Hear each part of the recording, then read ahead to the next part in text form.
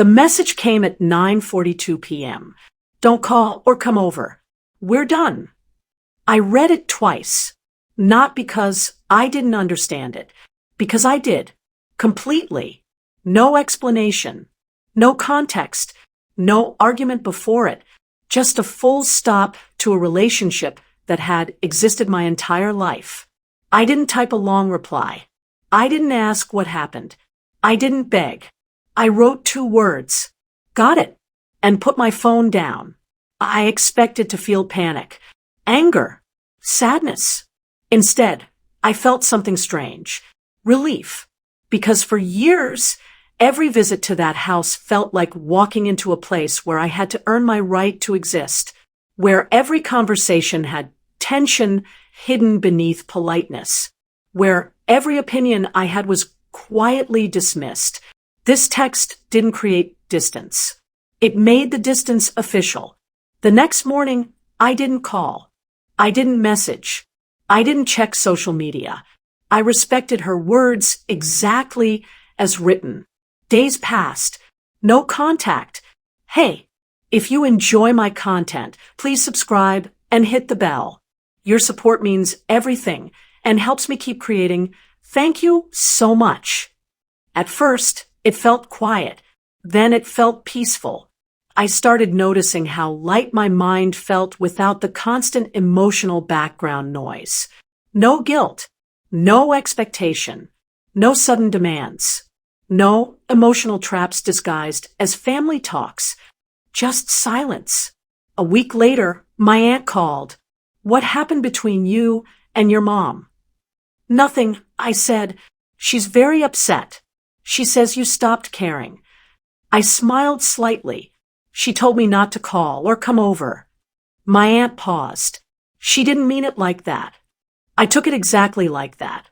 Because for the first time, I wasn't trying to interpret hidden meanings. I wasn't trying to fix emotional puzzles that were never mine to solve.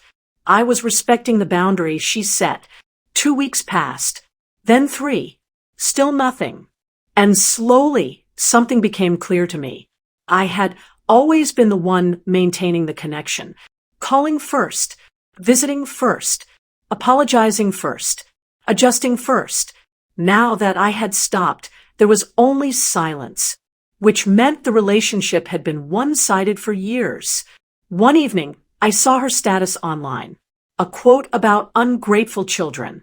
I didn't react, because reacting would pull me back into the cycle. Instead, I kept living, working, sleeping well, meeting friends, reading, thinking clearly.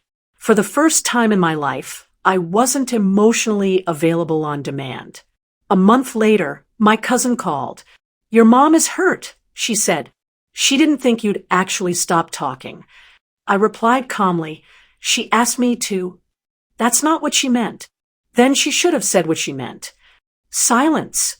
Because this time, I wasn't decoding feelings. I was honoring words.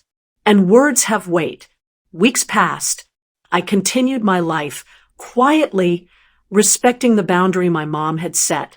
No calls. No messages. No visits. Just silence. At first, it felt strange. Almost like walking through a house with the lights off, familiar but oddly distant. Then, gradually, I noticed clarity.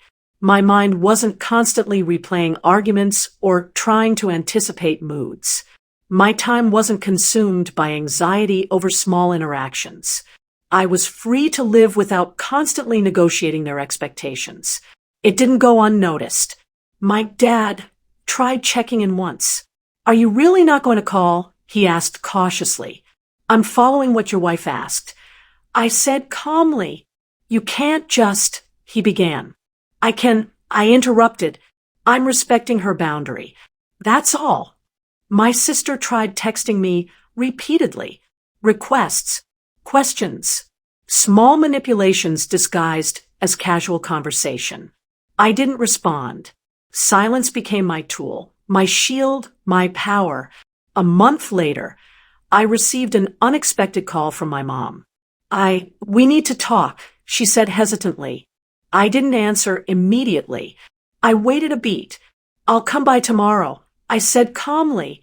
The next day, I drove to her house. No drama, no confrontation, no emotion in my voice, just presence. When I arrived, she was visibly nervous.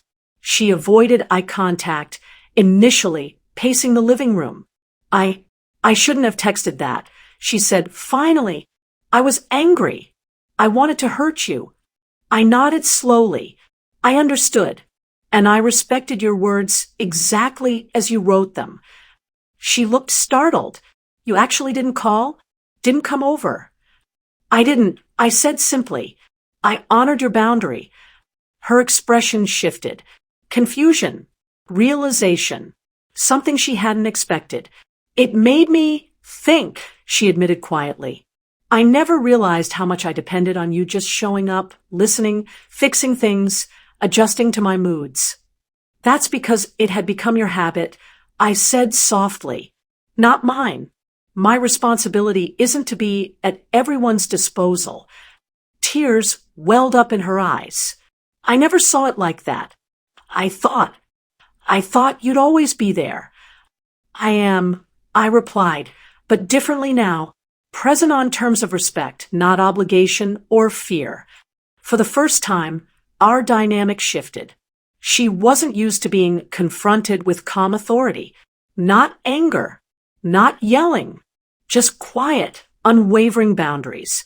We talked for hours, not about blame, not about guilt, about clarity, about respect, about space, about responsibility, about understanding each other as equals, not as roles to be played.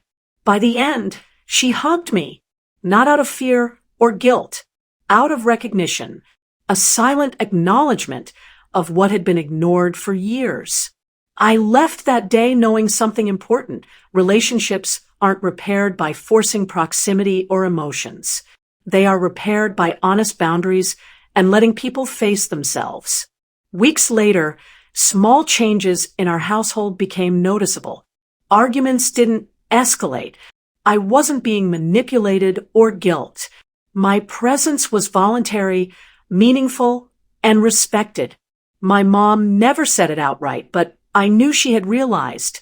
She thought ending contact would hurt me, but it hurt her first. And that was the lesson. Sometimes the strongest connection comes not from proximity, but from restraint. Sometimes the loudest message is silence. Sometimes the respect you demand quietly is far more effective than the anger you project loudly. By simply honoring her words, I had redefined the entire relationship without raising my voice, without begging, without apologizing. The bond was no longer one-sided. It was real. It was healthy. And it was lasting. Months later, things changed quietly. My mom started calling me herself. Not out of guilt, not out of manipulation, but to genuinely connect. She would ask about my work, my life, even small things she never noticed before. The tension that had defined every interaction for years vanished. I didn't lecture her. I didn't demand apologies. I just listened calmly with boundaries intact. My sister noticed too. She stopped trying to manipulate situations. She started respecting my space, all because I honored a single text. Don't call or come over. Silence had shifted the power. Respect replaced obligation. Anger faded, and our family slowly began to function without fear, guilt, or control because I had learned the quiet strength of holding firm and letting them face themselves.